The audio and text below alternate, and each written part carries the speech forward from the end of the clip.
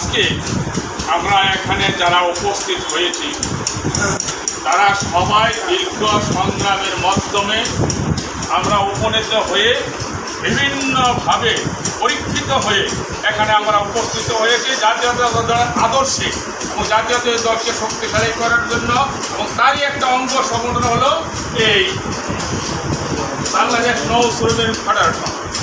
প্রত্যেকটা ফেডারেশন বা ক্লাব যাতে হয় একটা মহৎ উদ্দেশ্য নিয়ে গঠিত হয়।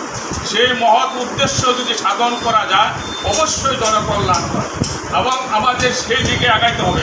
বাংলাদেশ জাতীয় দল সেই দিক নির্দেশনা দিচ্ছে।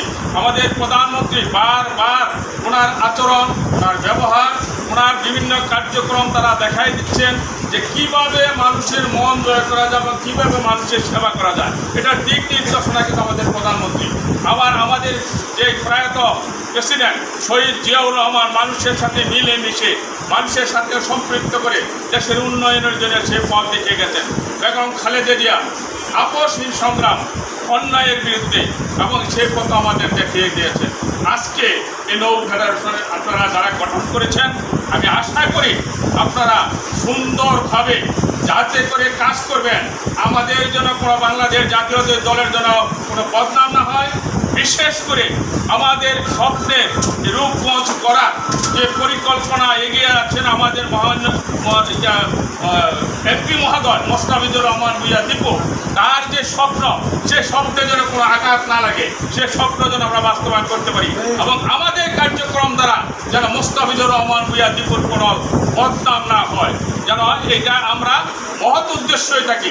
কোনো যেন চাঁদাবাজি বা অন্যান্য কোনো যেন খারাপ কাজে, অন্যায় কাজে যেন আমরা জড়িত না হই।